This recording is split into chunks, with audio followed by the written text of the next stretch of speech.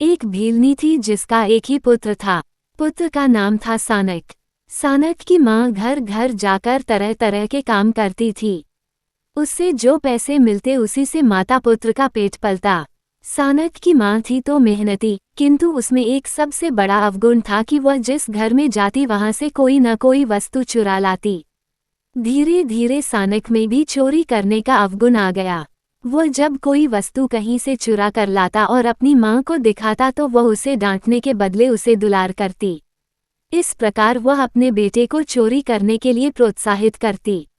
जब सानक युवा हो गया तो उसे और बड़ी चोरी करने की इच्छा हुई।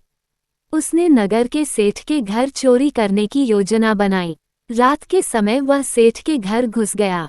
उसने कीमती सामान एक कपड़े में बांधे और भागने ही वाला था कि चौकीदार ने उसे देख लिया। सानक ने घबराकर वहीं रखी सुराही चौकीदार की ओर फेंकी। सुराही चौकीदार के सिर पर लगी और वह वहीं ढेर हो गया।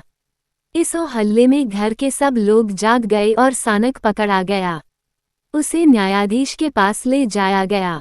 न्यायाधीश ने उसे चौकीदार की हत्या के आरोप में मृत्युदंड की सजा सुनाई। फांसी दिए जाने से पूर्व सानक से उसकी अंतिम इच्छा पूछी गई। मैं अपनी माँ से मिलना चाहता हूँ। सानक ने अपनी अंतिम इच्छा बताई। सानक की माँ को बुलाया गया।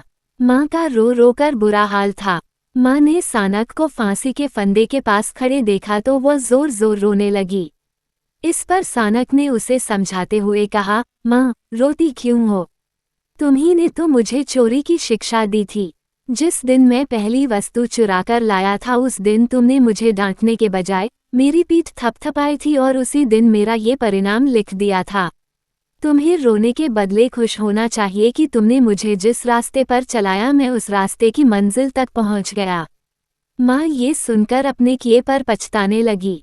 उसे अपनी गलती का एहसास हो गया। उसने न्यायाधीश से कहा कि असली दोषी तो वह है जिसने अपने बेटे को चोरी की शिक्षा दी, अतः उसे फांसी की सजा दी जानी चाहिए। न्यायाधीश ने देखा तो वह समझ गया कि माता पुत्र की आंखें खुल चुकी हैं। अतः उसने सानक को एक और अवसर देने का निर्णय किया और सानक की मृत्युदंड की सजा को बदलते हुए ये सजा दी कि वह जीवन भर चौकीदार के परिवार का लालन पालन करेगा।